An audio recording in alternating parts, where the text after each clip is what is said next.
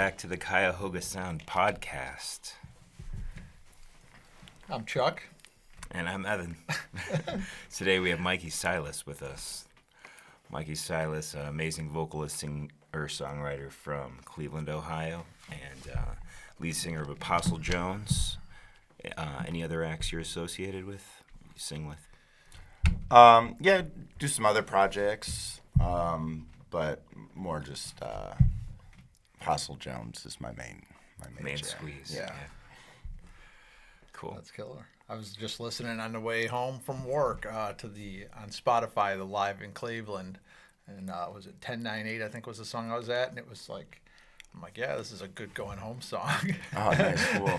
That's the song that really, especially lately, for some reason, has really been popping off to people, and personally, it's one of my favorite songs. But it's like one of our songs that has like the least amount of structure to it.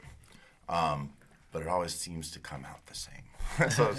But yeah, no, I love that song for sure. We put out a live from Coda album from earlier this, right after the end of the lockdown, and I actually really like that version of 1098. Okay, yeah, that's really good. You can find that on Bandcamp, right? Yeah, for sure. Awesome. We get the silence because Evan and I both recognize like our first couple episodes we were talking way too much and we let the guests go, so we're still working on awkward silence, but it's a learning process. Let's start with some background, man. Where'd you grow up in musically and get started with your interests? Where did I grow up musically? Well, probably like playing. Building forts out of my dad's records and stuff growing up, VHS tapes and stuff. No, like my parents actually, no one in my family is like musical per se. But there's always been music around. Like my mom really likes 60s soul. She's a real big fan of like any type of singer, that does it at a high level. She likes her Pavarotti, she likes Aretha Franklin, she likes Bob Marley. And then my dad is like this classic rock guy. So all the David Bowies and the Phoebe Snows and a lot of the blues and stuff too. So I kind of grew up around all that stuff. But my first love for music probably came through like Elton John and George Michael. I was totally like that little gay, like those are my heroes, total kind of thing. And Lionel Richie's. So I kind of love these songs a lot, and I was a huge fan of the radio. I still listen to the radio primarily, more so than watch TV or YouTube and stuff like that. But I loved the songs so much that I wanted to start playing them. So I took a piano lesson for probably a few months when I don't know how old I was. We'll just say 7 for the sake of conversation. Okay. And then never went back to it, and then just started teaching myself how to play it slowly. Luckily with like public school music classes and stuff like that, I had exposure to learning music on clarinet and saxophone, so I knew how to read like melody to a certain standpoint. I would go to like Sam Ash and I would buy like the newest forgive me, Father, for I have newest like NSYNC sheet music and Sarah McLachlan piano books and everything, and would sit there and try and figure out what these little letters above the music was. And then it was guitar chords, excuse me. And would then look to see what all notes were under there to figure out how you played that chord, and just kept doing it for years. I still think there's a lot for me to learn on in everything in life, but especially on piano. So, but it's always been a love, and just kind of had to seek out those opportunities to either play music, see music, perform music, and that's been kind of my whole life has been, let's try the theater. oh, let's try singing karaoke. Let's try writing songs. Let's try open mics. Let's play in a band. Let's sit in an orchestra. So it's like, let's play piano for a play. So it's like it's always been this sort of like nomadic feel for music for me, moving from one thing. And so being fast forward to today a little bit, working with Apostle Jones and the Cleveland music community and scene in general is probably like one of the most fulfilling and productive periods of my life so far. And I spent a long time in theater in Chicago, but a lot of that was like figuring out who I was, making mistakes, going through addictions, getting over that, falling on my face, getting back up, pretending like there's still something there. So Cleveland has been a major rebound in my life for a lot of things. So I have I just have so much gratitude for the city and for the people in it, because I know we're like 3 minutes in and I'm just like about to shatter. But I just have like such a fondness because I've lost everything before, type of a thing. And including a city and a community and an identity. So Cleveland's just been really terrific, and there's just been to be able to do music and to experience that is it was worth all of the ups and downs and shit like that. Excuse me. No problem. It's great to have you here in Cleveland. Mm-hmm. You know, the community just, as long as you're genuine, the community embraces everybody. For sure.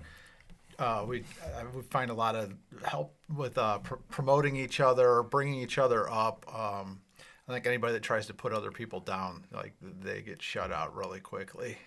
So. Yeah, it's not cute. Yeah. Don't do that, people. It's a vibe in this city since before I even met you, and like your appearance in this city. From how long has it been since you've been here from Chicago? 2016. 2016. Well, so like just in that short time, you've had a pretty good impact with almost everybody I've talked to. This is gonna be like the 6th episode, and your name or Apostle Joe's name has come up in every single episode. Every single so one. far. Holy shit. Yep. Yeah, you're mad love, friends. Thank you. You are appreciated. Yep. Absolutely. Yeah. We just had Ray Flanagan in here the other day. He had some good things. He just had a fantastic release show at the. Oh my God! I really wish I could have been there. I was playing a gig. Yeah, and there's like I remember meeting Ray, or not meeting him because I saw him play at Brothers Lounge.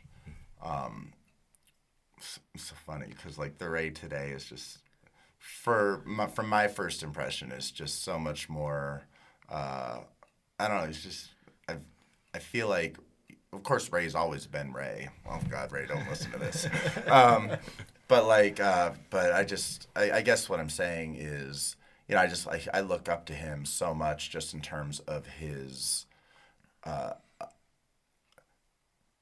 way that he lives and breathes music and songwriting and craftsmanship, you know, and it's like, you know, I get really into the whole kind of like other side of running a band, you know, can we get band photos? Can we do all these things? You know, I like it. I like to celebrate that side of the band. And I've always looked up to Ray as sort of like a reminder of the importance of also putting out good material and stuff that's authentic, stuff that kind of like challenges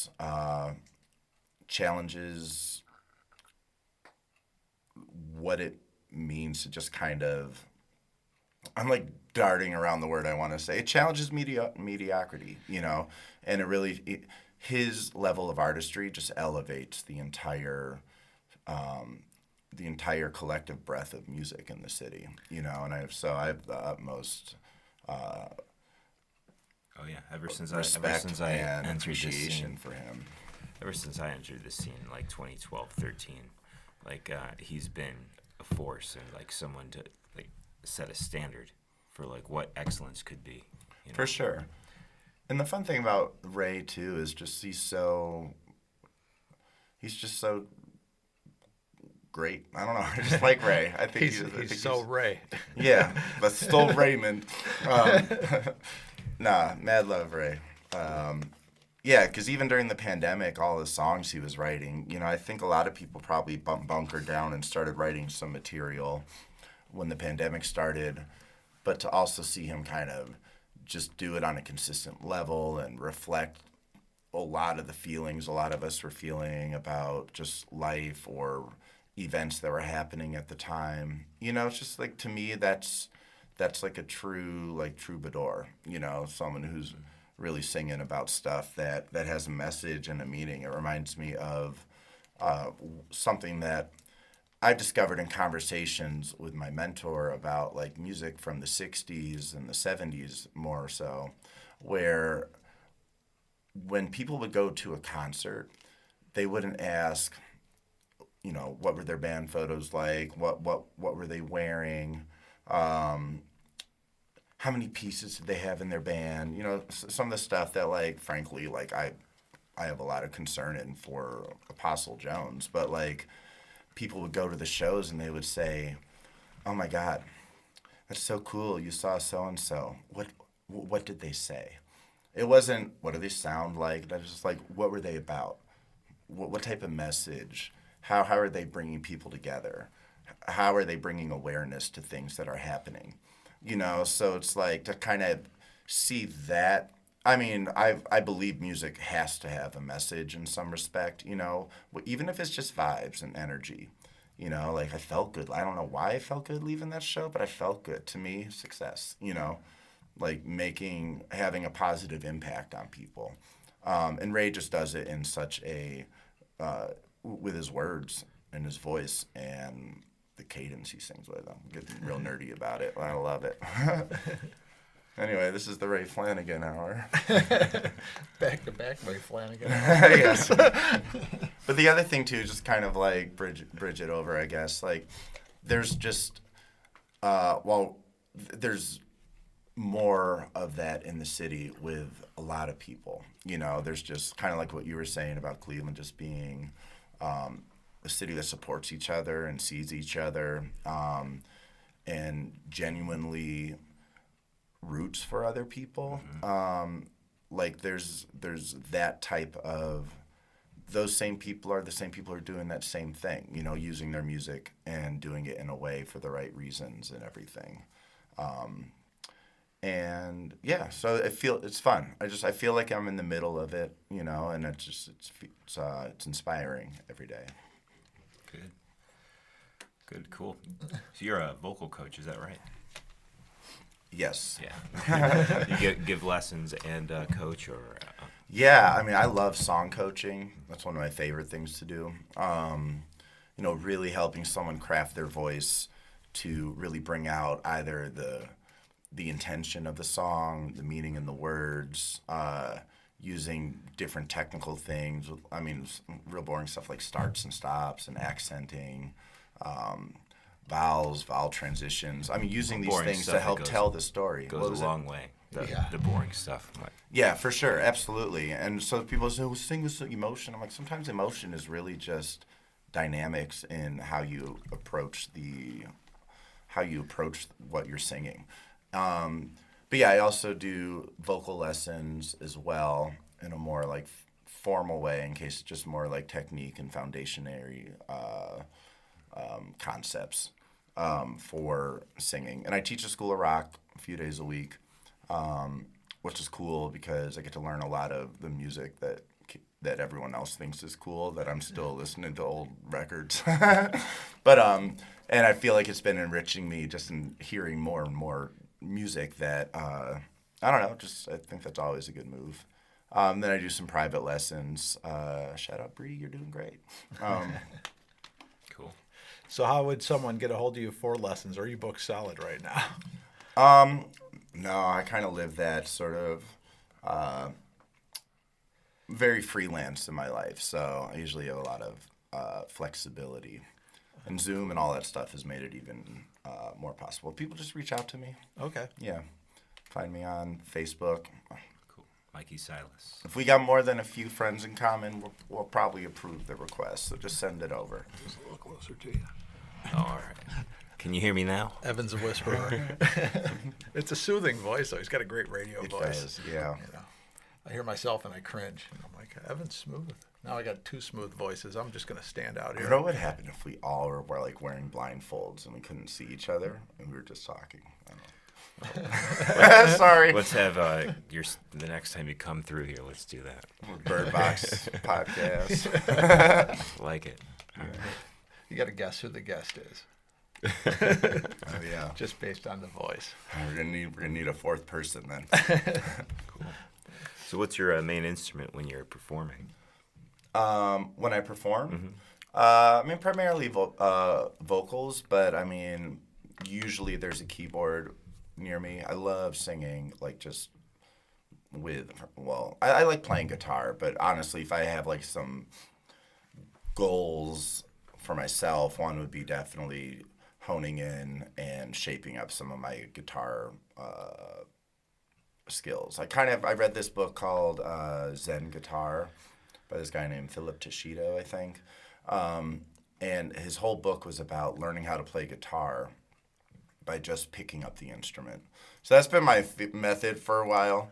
And he goes in stories about how Joni Mitchell created her own way of playing the guitar and stuff. And, you know, they just played it till it felt right and it harmonized with their soul. And for some reason, that hasn't quite worked for me yet. So I got my like 4 or 5 chords, but I love singing with guitar. So I think it's one of my. I also love singing I love singing, but more recently I've been kind of leaning into more like kind of electronic and synthy, vibey type of stuff. I actually have a new single coming out soon. I just want to do something a little more than just kind of, here's a link for the new song. So I'm going to do a little video for it and stuff like that. That's cool. Yeah, it is cool. So to make that happen, I was working with a guy named Mark Kowalski, who also has a sick, like, he could describe what the actual genre is. I'm really bad with genre names for some reason. But it's but he's really good. But he's I remember very. Him. He's got like a Jamtronica setup, doesn't he? There you Jamtronica. That sounds exactly like what it is. Shout out to Jamtronica. But so Mark came in and he helped lay down some guitar, just a really simple synth bass line and stuff like that. And Zach Tomsick, who plays in a group called Dive Bombs, and I think Sky is Above Us. No. Is that the name of the band? I don't know that guy, actually. There's so many. Anyway, Dive Bombs. And Zach, he played on like a Roland 808 pad, or an Octapad, I think. And it was a fun. So it's kind of like a new step. But like part of my kind of like coming of age music was definitely house music and things like Cascade, Bonobo or Bonobo, I still don't know. But that kind of Robert Miles, who had this song called Children, which is just like this sort of dreamy, ethereal soundscape with this like piano with a serious delay on it going on. I love it. I just think it's so much fun. And it slows things down a little bit and just kind of sits with whatever the song's coming at. But the song Focus is, I actually wrote it at a songwriting retreat that I went on with Tara, Ohio City, Elijah Bisbee's thing. It's highly recommended. And it is. He does them a few times a year. Interesting. Yeah, it was really cool. But it was kind of like, I had typically written songs from a place of real emotional stress. Almost in a therapeutic way. And going on this retreat was one of the first times I was writing with just a little bit more like silence and focus, which is the name of the song, Focus. But it was kind of like an aha moment to me, like, oh shit, I can do this if I just kind of like have more of an organized plan for it. It's always been so temperamental in a way, productivity in general. Yeah. It's saying you're making a video for this as well? Yes. Yes. I feel like I don't want to put the whatever before the whatever, but yeah, I think it's important to also offer like a visual element to the song too. Are you coming out with the video on your own, or are you working with someone for that? So I just moved into this art gallery place that's like an old church over in like in Asia Town, like just recently, and there's like a few different. It's kind of like an artisty type of. It's not a commune, but it's like an artist place. So my upstairs neighbor's a filmmaker. Across the hall, she does like jewelry or pottery or something, and I don't know the other one. But the what area of Cleveland is that in? It's like East 33rd and Superior area, kind of like near all the great like places. Sorry, I struggle with that word for some reason. I know I'm not the only one that don't like it. PHO, is that what you said? Yeah. Oh, I still never had that. You know what? I'm actually not a big pho person, but I do get down with like some Korean barbecue. So yeah, it's a really cool area. It's very quiet, surprisingly. But anyway, so I think like we'll recruit the help of some people for sure. Okay. As much as we like to pride ourselves on being DIY with a lot of stuff sometimes, like I do like trying to be inclusive in as many areas that bring outside skilled people in. Yeah. Whether it's photographers, video editors, so moving into more of like, all right, well, what do we do? It's almost kind of like I'm doing this is sort of like recording it, doing a video is sort of more or less for me. All right, let me see how this goes. Let me understand how this process feels, so that when we start doing that with the band stuff, that it's a little bit. I kind of have a better idea of what that process is, because a lot of the shit I'm doing right now is kind of a first for me in a lot of ways, and there's a lot of learning as I go, and sometimes I take it a little too slow, I feel like, but then whatever. I mean, shit's been crazy in the world, period. So, I don't know. I'm excited to see it. It should be cool. Yeah, so there's a show coming up on the 11th, right? Chat. Yeah, what day of the week we got? Saturday night. Saturday of Yeah, it's this actually week. a palindrome day, 12, 11, 21. Oh, So right. my like spiritual like senses are like, this is an important day. No, but I really do feel like it's going to be so right now the band is kind of on break from performing, and we've been doing a lot of restructuring, basically to kind of like just reorient ourselves to a direction versus just kind of like existing in sort of this like amoeba form, bring a little bit of clarity to our messages and our songs, a little bit more clarity to, if you're in a band, you'll appreciate this. Bring a little bit more clarity to the sections, what are because everything's been very sort of, the process for a long time has been, here's the song and let's just play it, kind of like one of those let go, trust God, it's going to be great, it's what it's meant to be, and I feel that energy a lot in my life, and I think it's very important to have that. But there's been sort of like this reckoning to that energy to kind of pull it back and to shape it up a little bit.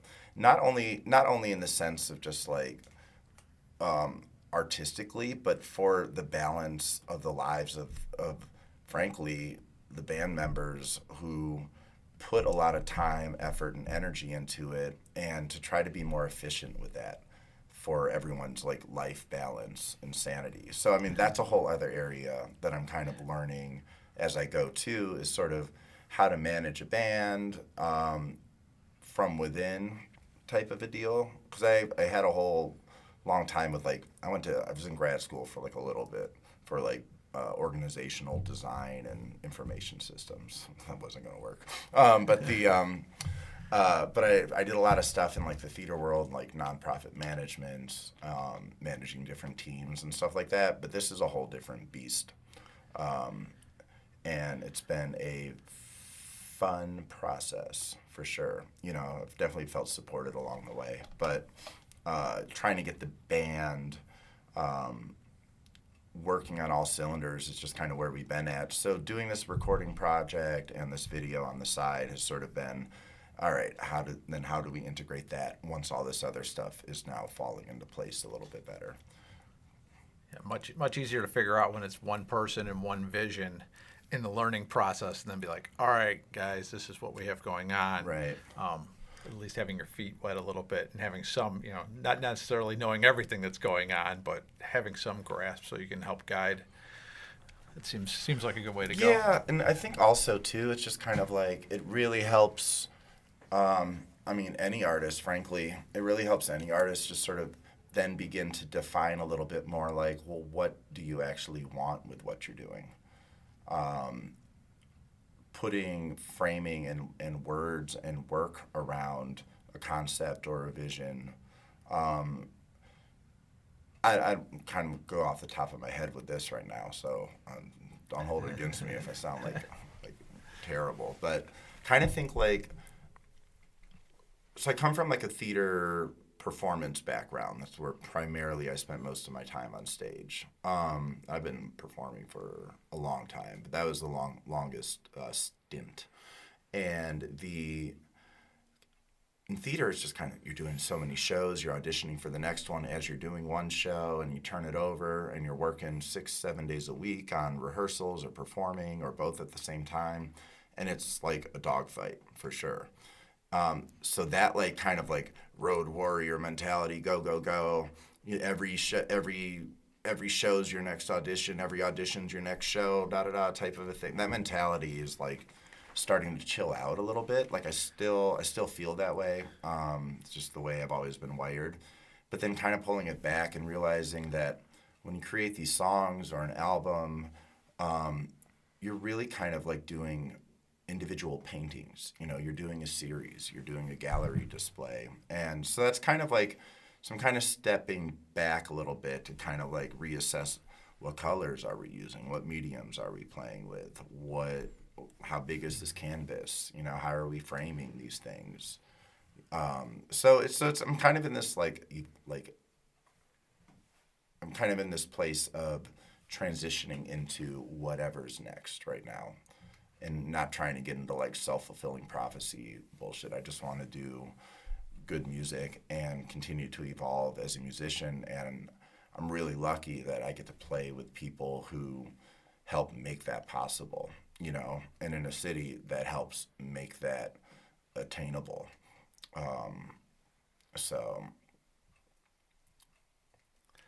All right. I'm excited for the evolution of what's coming because, like, what I've heard so far has been fantastic. So, it seems like it's just a constant evolution that's going to happen, constant growth. Do you see any, like, avenues that you haven't gone down that you see in your future as far as genres or even different mediums? You're moving into, video now. Yeah, I think that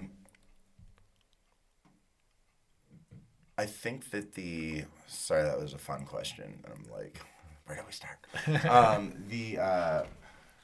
I think the band is changing a little bit, just from where we started. I started with Anthony Hitch, and it was just the two of us. Then we added a drummer, Lisa, and then Matt Moody came in, played bass, and then Todd came in, and then Matt moved to guitar, and there's been a lot of like sort of, and a lot of the people coming through are in other projects, and they're coming through town, and then they moved to LA or whatever. So there's just been a lot of like rotation, but like the band has just sort of kept going. But it's always kind of played to the strengths of whoever's on stage, and I think that is while that would probably drive a lot of other bands crazy to kind of have this evolving sound, and songs are sometimes always a little bit different, I think it works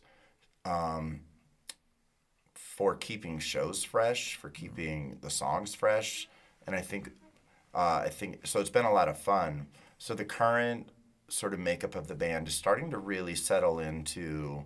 So now we're like at 8 people, like 9 people or so. Yeah. With horns, backup singers, dancer. I'll mention everyone in the band individually in a second. But and so we have these like different sections now that are kind of pulling it into. I'm not quite sure what it's going to be yet. You know, I don't know if we're quite trying to make something that's specific. But I do know that I'm really excited about it.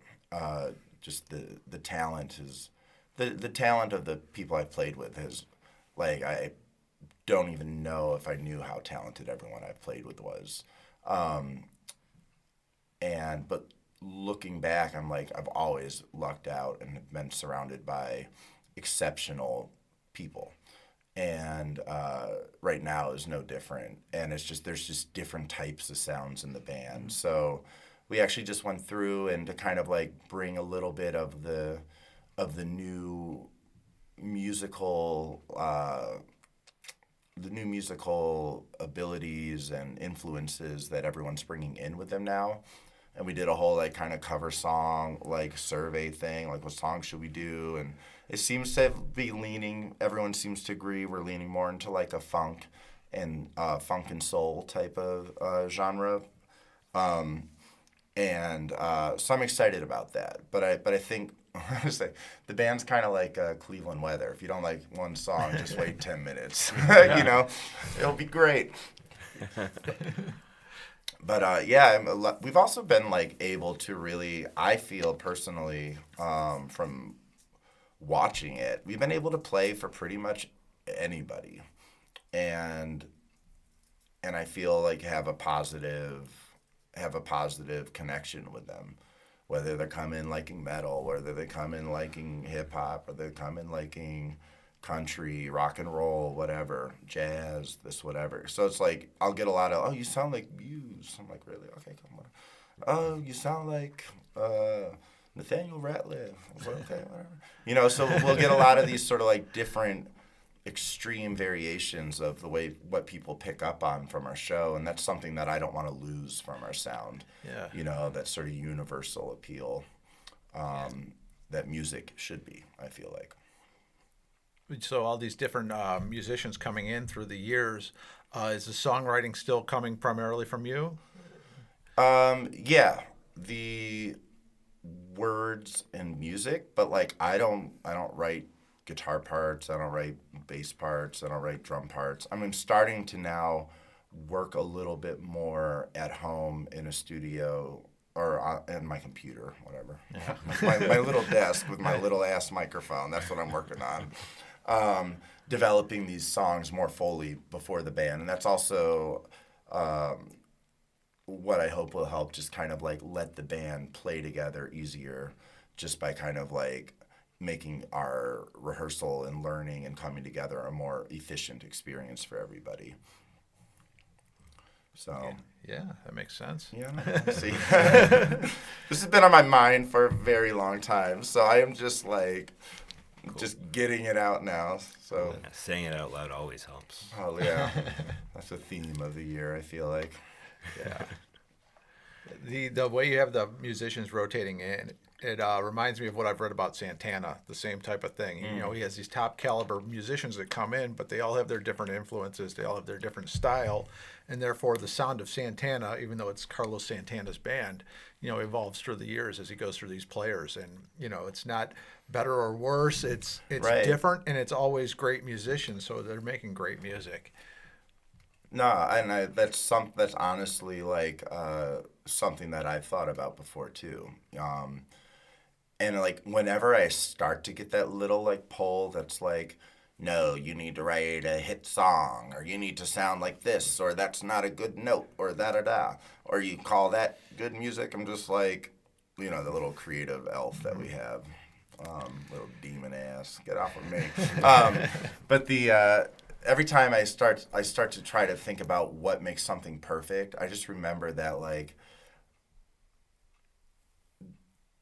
I don't know, maybe I'm like brainwashed by like Instagram memes or something, but like, there'll never be another you type of a thing. They'll never, like, however you do something is the way you did it, and like that's just kind of the way it should be. So I'm trying to be a little bit less worried about, like, is this super polished? Does this look great? Da da da type of a thing. Because I feel like I've seen myself get lost in that sometimes, like,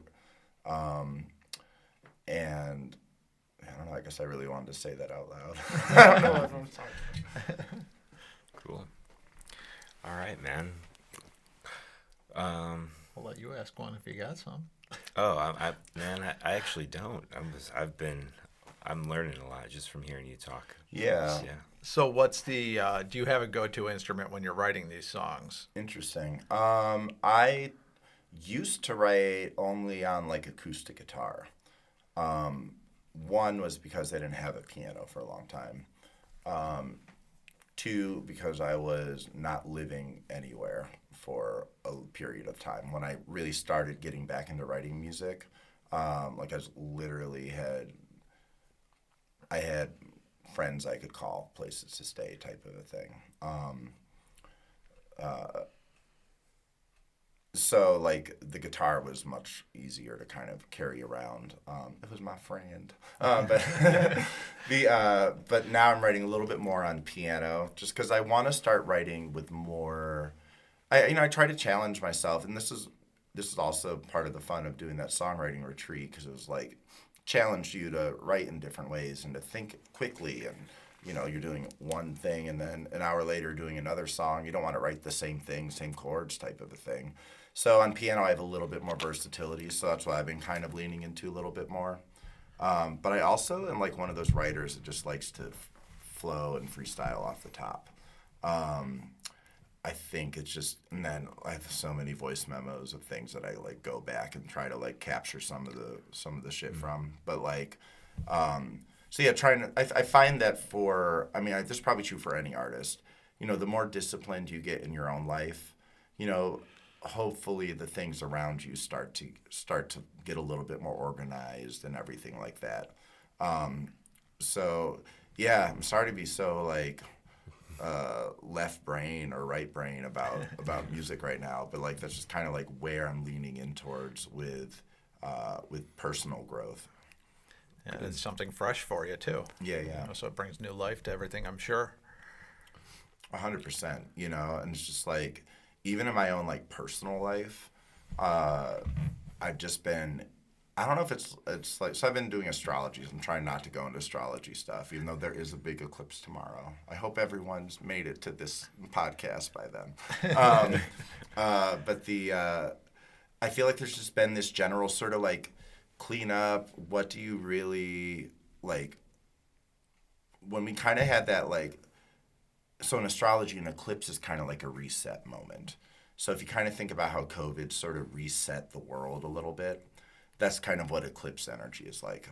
So we kind of have been living under that sort of like, this is new, how do I want to rebuild, or how do I want to reconnect or reestablish my own self within this world again. And people are quitting their jobs. People are fixing their relationships. They're fixing situations that aren't serving them anymore. They're valuing time more than money. They're valuing money more than time. Whatever it is. It's like there's just a lot of kind of like everyone's sort of redirecting, I feel like.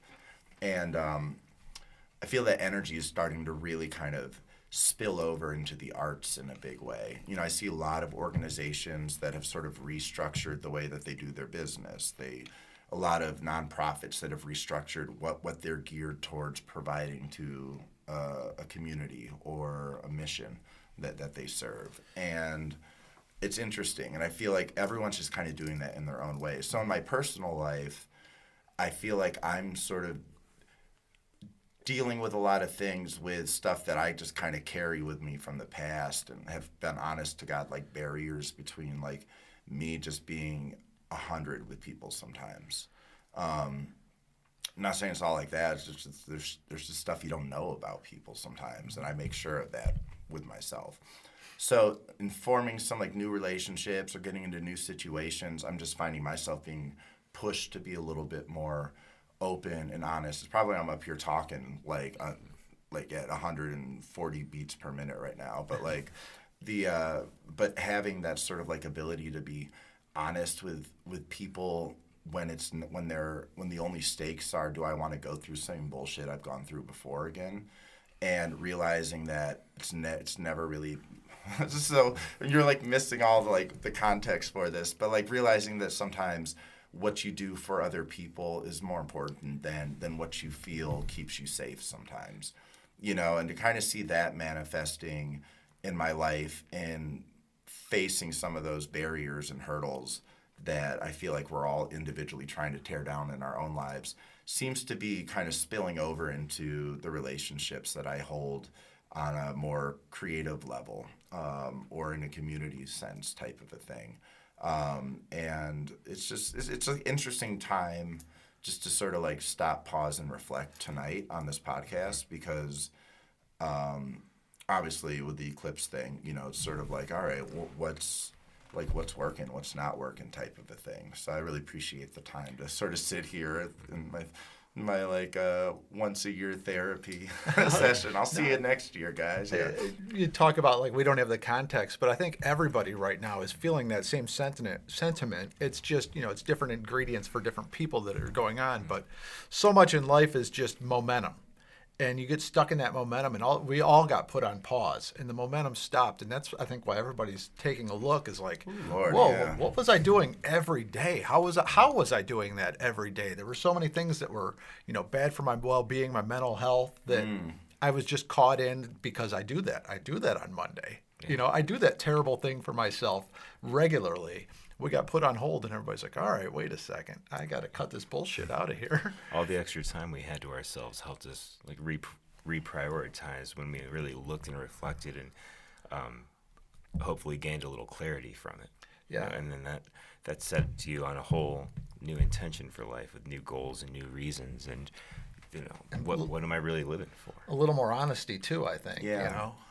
I think being more honest with ourselves and with others. Especially when we feel like I don't want to get like political about stuff or whatever, but we've been living in this sort of like theatrical, political, social society. I'm not trying to say that what happens isn't actually real and affects people, but the display of like how that's handled has just been so exaggerated, with pointing fingers and casting stones and sides, and everyone's getting away from the fact that like there's some real stuff happening right now, so I feel like there's this big rejection of stuff that just isn't dealing with what needs to be dealt with. Yeah, personally it's hard to take it seriously, as seriously as you should, when the way it's presented to you is like a circus. It's like anything in life, like, what is this? What show am I watching right now? Yeah. Like, it's just so it's like so it's just there's just been a lot of confusion. I think we're all just trying to go off what you were saying, is that we're just trying to like get to the heart of what it means to be fucking human again, and I think the arts are important for that. Oh, absolutely. It's just great for people to be able to express themselves and, express the feeling that we're all having. But, there's people like yourself that have that form of talent at doing it. There's people that can paint and show that, So getting these artists out there and putting it out there, I think we're going to have an amazing, when we look back, when you're in the middle of it, it's tough to see, seeing the forest from the trees. Oh, yeah. But I imagine that we're always trying to define, like, what the era is. But the truth is, you don't know what it is until you're far away from it looking back. Like, yeah, that was that time. So if I had this bracelet, it just broke the other day. I always figure a beaded bracelet or something will stay with you as long as it needs to. Once you absorb that lesson in your life, it goes away. So I just said enjoy the moment on it type of a thing. there's just a lot of like trying to escape the moment in life right now type, and I think we're all sort of realizing that's not going to work, Yeah. like, but yeah. Cool. Nice talk. Let's try to veer back to music. Yeah, a here little bit. I'm not sure we are. what This were is the talking Cuyahoga about. Sound podcast. Oh, And so another welcome. thing, And it's brought to you by Basement Trader. And we didn't say we didn't give Chuck a shout out there. Oh, not on the air. Yeah, we talked about you before we got fired up here, Chuck. But Basement Trader, our sponsor as usual, Chuck Kaminsky out in Painesville, Ohio. Guitars, basses, and other oddities. He's got some really cool gear there. He also does a lot of setups on guitars and basses, and is just an all-around awesome Wait, dude. I'm for real about to go here. Cool. Yeah. We'll be opening. Oh, he's up on more, Reverb too. He's a Reverb. Yes, store. he is. He gets Nice. he gets a lot of cool gear in there, and the way he puts it, he's a nickel today, not a dime tomorrow guy. So you go there, you get some good deals. Oh, nice. Cool. He's looking to get the stuff moving. Sounds like my kind of guy. Cool.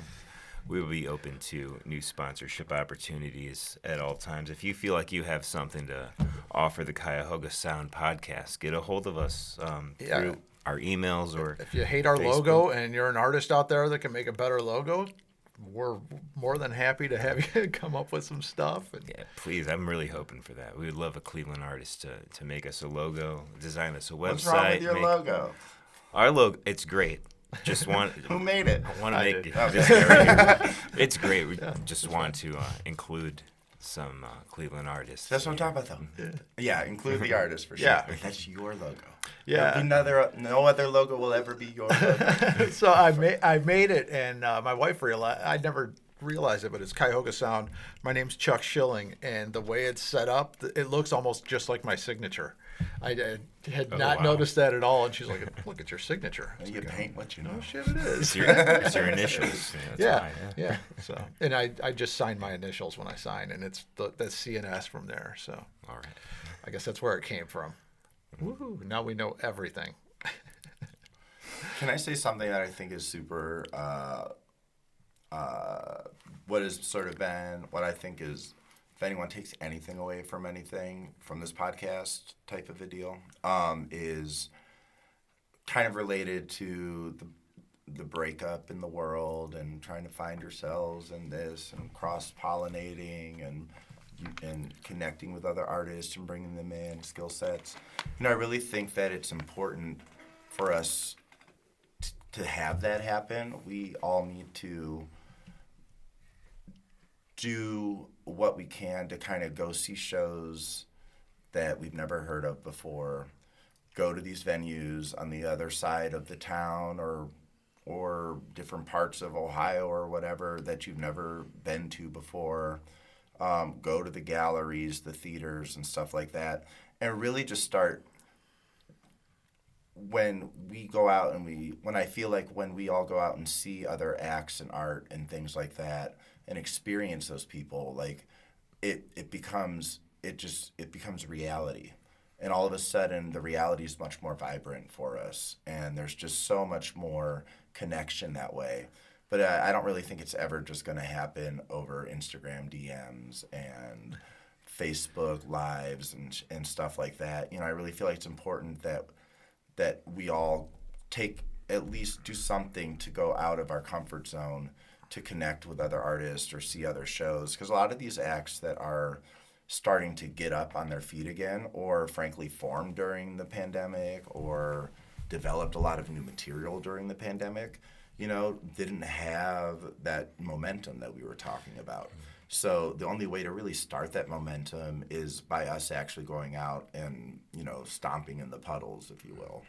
Yeah. One of our goals. I like that Gene Kelly imagery. But I like that. Yeah. One of our goals of this podcast is That's to what I'm talking help about. help bring that to life. That's what I'm talking about. Exactly. And that's, I've said this on, I think, every episode so far, but like catching all these original acts. I was in tribute bands for 20 years. So every Friday and Saturday, I was off doing my own thing. Right. It's hard. And at least in my tribute and cover band world, we never saw live acts. You don't get really paired together. All the original acts get paired together, and all the cover acts We get opened paired for together. Disco Inferno a couple times. Love those guys. Yeah. They're just the nicest, really genuine.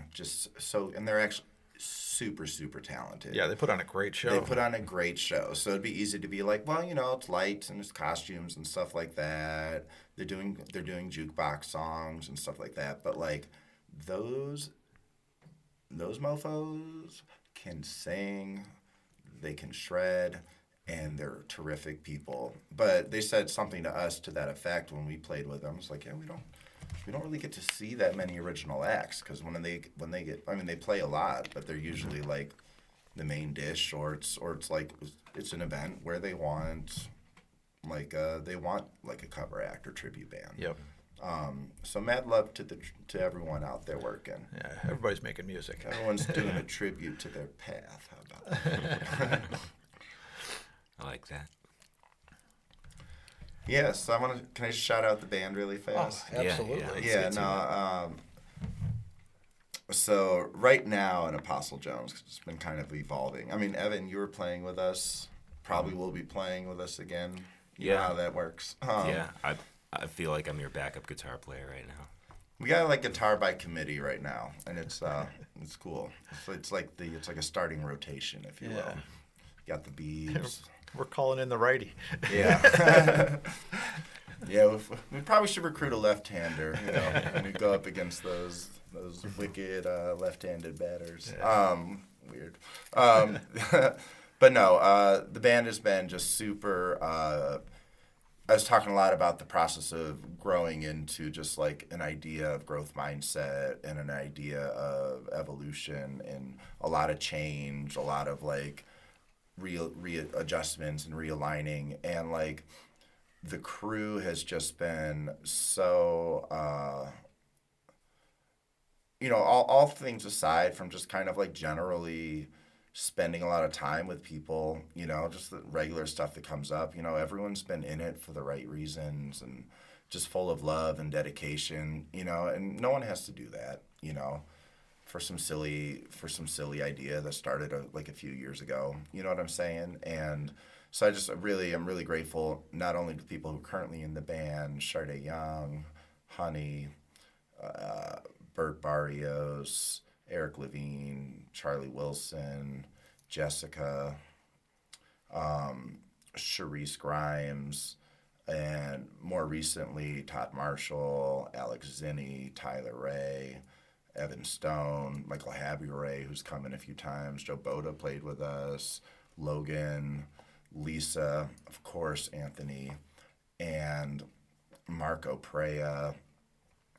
I mean, it's just been an embarrassingly great group of people to play with, and I feel like the band is really constantly evolving off of the energy that people have put into it, and it's been just a blast. Oh, of course, Lydia too, who's just came in and just put the spirit back into the band, just kindness, empathy, listening, understanding, fun, bless you, Lydia.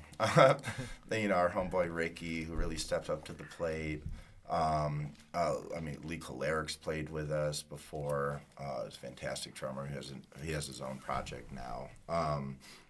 And it's just been, I just feel like incredibly lucky. I hate doing lists because I know I always totally forget something. Like I'd be doing a list and forget my mom. Be like, fuck, I did that. But mom's important, so it's not about mom. It's about I just forgot.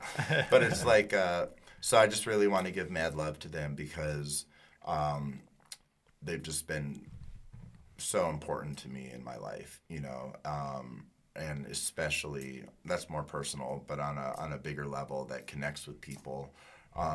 They've helped create something that has connected us to a lot of amazing people who just love music, who love going out and being around other people, feeling good energy and stuff like that. So to everyone who comes out to our shows, I feel like we should take a chance to say thank you. I appreciate you. I'm grateful for you as many times as we need to and can, frankly. So I think I try to live that way, but I know sometimes it may not come across that way, or we develop expectations with each other that sometimes get lost in just sort of whatever you want to call it, just carelessness, distraction, life, and just I don't know. Like I know the journey I've been on in my life, and I just know that there's a lot of days I really feel like I don't deserve to be around all these people and shit like that. But like,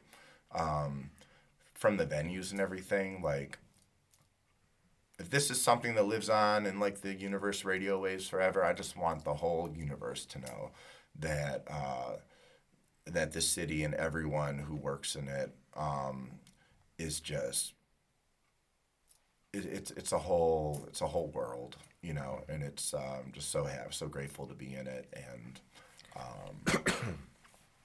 yeah, I don't know.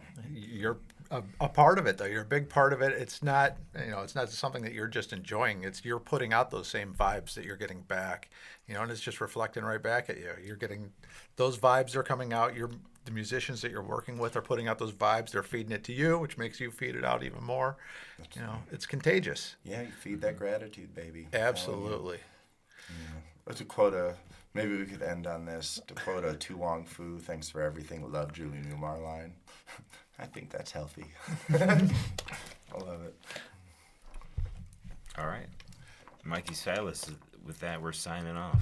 Yeah, see everyone on the December 11th at the Beachland, playing with Dynamo Love and Groovy Roots, and it's going to be a oily light show, spectacular. Oh, very nice. cool. You got somebody specific doing lights? Connor O'Keefe. Connor All right. O'Keefe. Yeah, he came through last minute. I couldn't tell you if it was last year or the year before. Just 2020, what was that? A week, a year, 2 years, I don't know.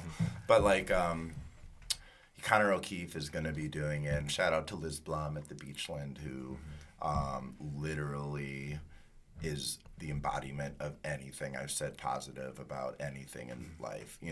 Just putting others before herself, and watching her sort of go on that sort of, I've been in Cleveland for a few years, and now I'm really trying to live my purpose and connect bands with audiences and fill venues and stuff like that. Like she's doing the Lord and the Shepherd's work.